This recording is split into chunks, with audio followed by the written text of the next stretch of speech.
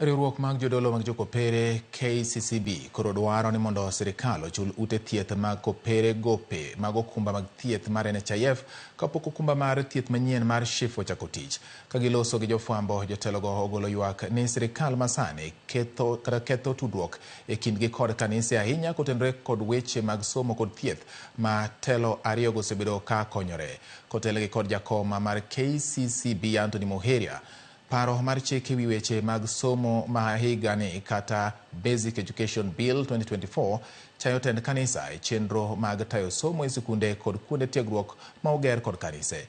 Jodolo gi duol achiel bende ojiwo sirkal mondo mi orang weche mag weche matut masani koro hinyo jopiny kamoting'o osuru mamalo kod weche mag ng'anyo mar lakteche.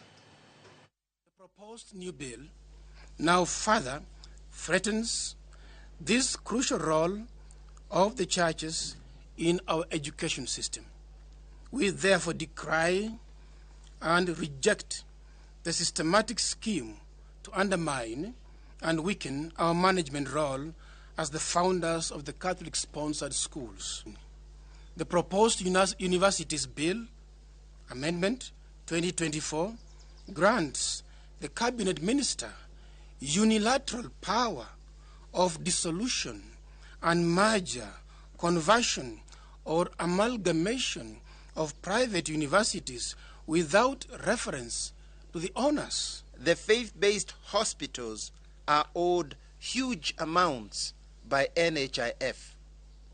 As of now, this has accrued to over 2 billion Kenya shillings. The effect is that most of our hospitals are crippled and not able to operate optimally and therefore offer services to the needy. In fact, many are now unable to procure medicines and pay salaries. Erokamano nyakora Ramogi kuom keto Ramogi TV